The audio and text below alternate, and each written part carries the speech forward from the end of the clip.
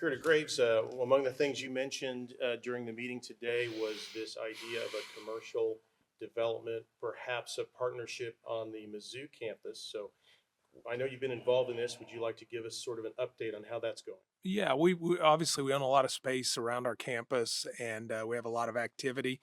We don't have a set plan what we want to do. We're looking for proposals for a public-private partnership, and maybe multiple proposals at different pieces of land. At this point, we've received a lot of great interest. We'd like it to be something that's commercially viable, that would provide revenue to the university, would create a lot more energy around the campus, and we think we're going to be able to achieve those goals.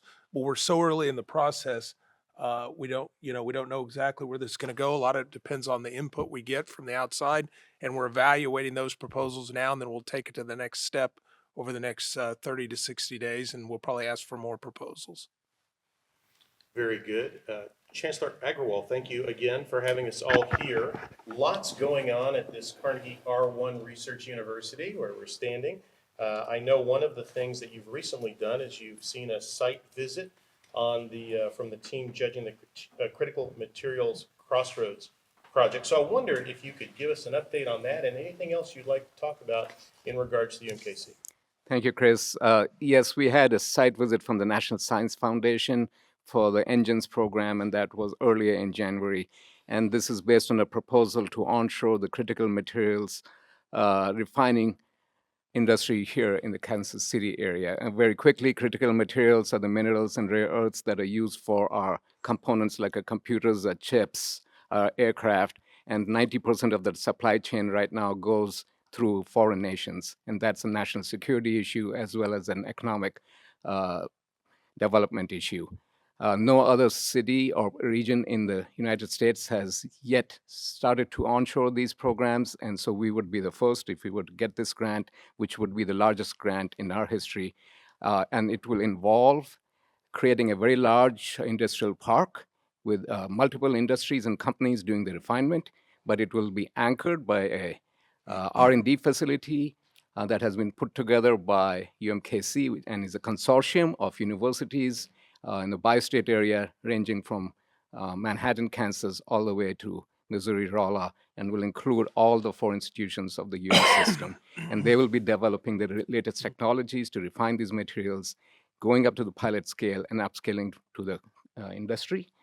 And very quickly at the end, if all this goes well, it will create over the next 10 years, according to estimates, 9,000 to 10,000 jobs and deliver $17 billion with a B to the region's economy. So yes, we are very excited. We'll get to know perhaps this summer if we actually win the grant or not. Mm-hmm. Best of luck on that.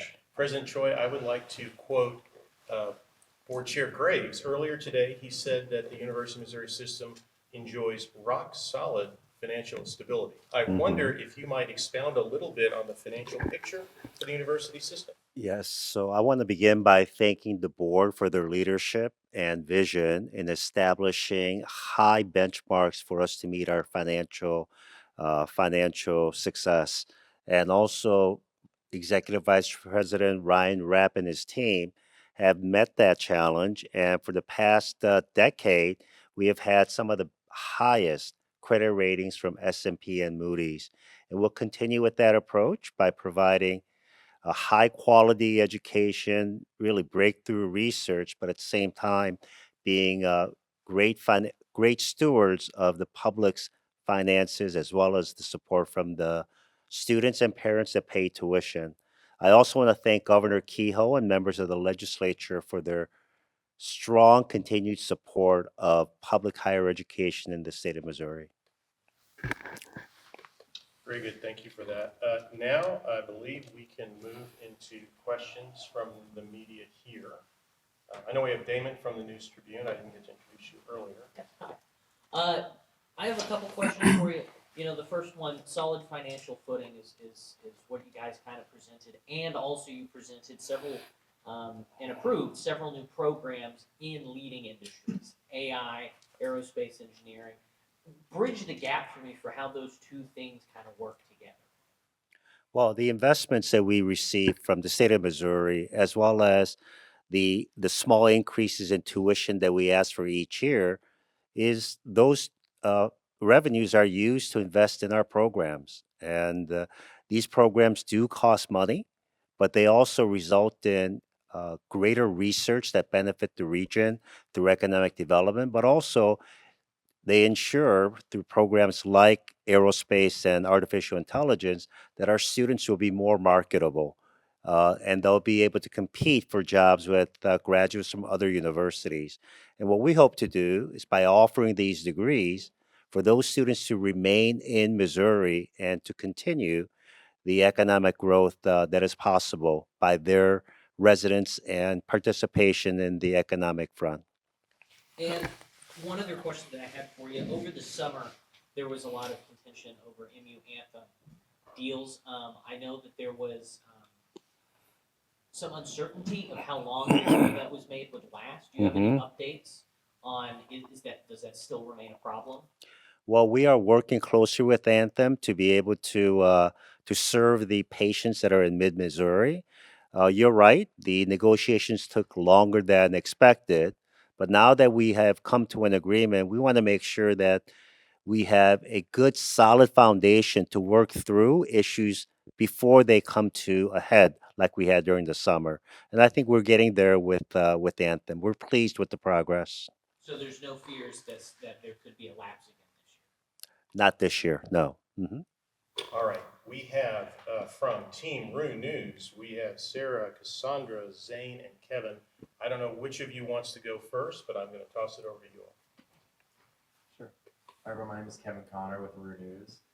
Chancellor Agwal, I have a quick question about UMKC's dining hall here in the student union. We on campus have been aware of a technical issue causing a disconnect between the UMKC dining hall menu online versus what the options are and what's being served daily on campus. We're also aware that District Sodexo management IT is working on that online issue. Although we still have concerns with what the menu states is to be expected versus what we're getting. Online it says that the dining hall is featuring a wide variety of fresh food designed to satisfy everyone's appetite with food choices to rival your favorite restaurant. We're wondering if this is in line with the current options, if this is the goal for the standard, or if this is just simply what the website is saying. Well, thank you for bringing this up, number one. A goal is always to provide food services that are affordable and a good product for our students.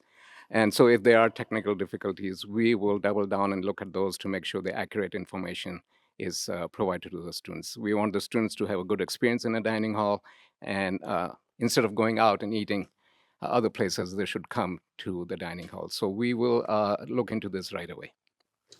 I would like to now give Rob from Channel 9 a shot. Rob, do you have any questions for the group?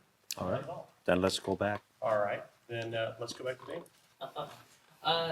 So last year there was the MER facility at MU received a little bit less funding than you were initially hoping for. Is there any item similar to that currently this year that MU is asking for in the budget? We requested another $50 million for MER from the state. I'm also happy to report that the federal appropriations process has just concluded, and through that program, we are set to receive $13.4 million through the efforts of Senator Eric Schmidt, Congressman Offer, and Congressman Onder. So we're very happy about that. And this will be a multi-year effort on our part to get funding from the federal government as well as state government. Thanks for that. Back to you on Rue News. I can go ahead and say Flores on behalf of Rue News. So this is going to be in terms of incorporating the AI programs onto UMKC. So MU has confirmed investments for AI degree programs, including how to build and employ AI systems through working with large data sets. I was wondering if you can comment on UMKC's plan to go to a similar route as MU, and as well as what that may look like. Sure. So each of the programs, there's an existing program at S&T, and MU is launching a program, and we will be launching the newly approved program. Each of those will be slightly different in its flavor. We at UMKC want to give a broad experience to our students, so there would be some cybersecurity pieces, some computer science, and then, of course, data science and AI included. We do have access to large data sets here in Kansas City of different kinds. And we'll be making sure, and some of them reside with the partners, research partners in the city. So we will be exploring those options to see how we can have our students access those as well. Can I request a follow-up as well? Sure. Can you explain the external resources specifically that UMKC will plan to use to help incorporate AI, and specifically those large companies or those local companies? You mean AI in our business processes or in the business processes? So we have a large task force right now that the provost is leading, and we are doing first of all an inventory of what AI already exists on campus, because AI is something that people have actually started using over the past few years. So first we need to assess what we have. Several of our faculty actually are using it for teaching as well, teaching in the class, and then also using it for teaching. So once we get there, then we will come up with an overall AI plan to see where we need to go and which platforms we'll need to invest in. So it's a step-by-step process, and we will get to the point of where exactly the investments are needed in about a year or so. Thank you for your time. All right, Damon, another one? Oh, anyone else? Go ahead. Zane Watthoven from Reuters.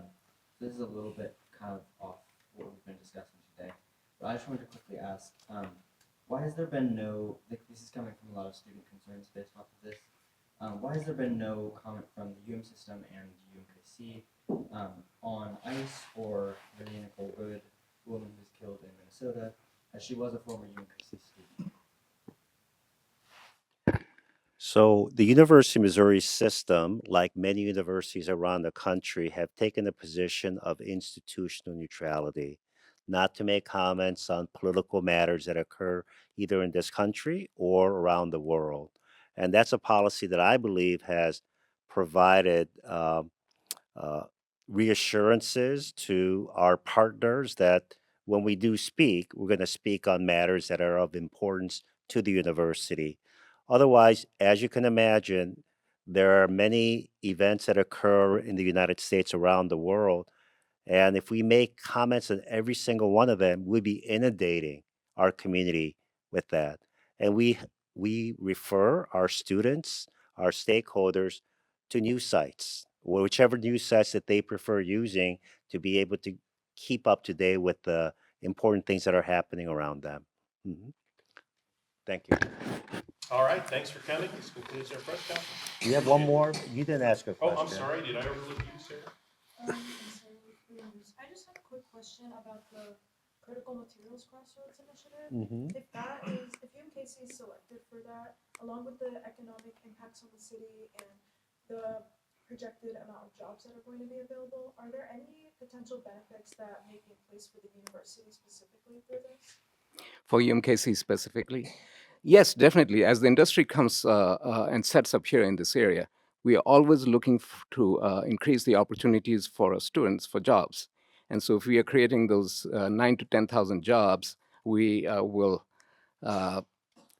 imagine that several of those will go to our graduates, not just from UMKC, but also graduates from our University of Missouri system.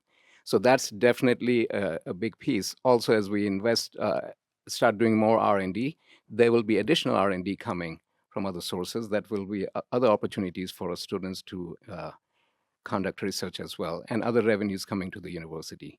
So it's the start of something big if we get this, and it will help people all around in this community. One more, and this will be the final question of the All press right, conference. you got it. So you mentioned 238 million allocated towards UMKC four-level projects, so including university renovations.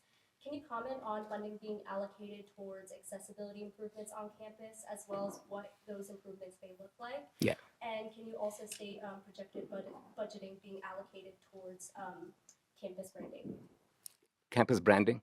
I do not have a number for campus branding for you, but I will tell you this, that we are looking very closely at wayfinding and accessibility all across campus, and looking to see where we can invest money, starting with apps.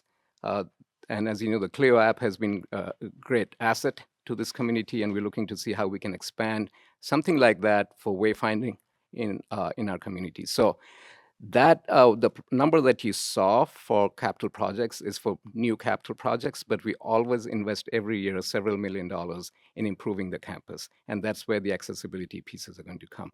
I'll give you an example where we intend to invest, and this is actually in the administration building on Oak Street. As you look at the front of the building, the main entrance where students come in for admissions at this point in time, it's not very friendly to ADA access.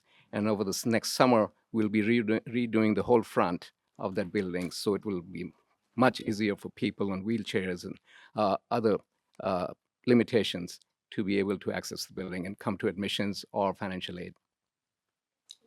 Thank you. Thank you.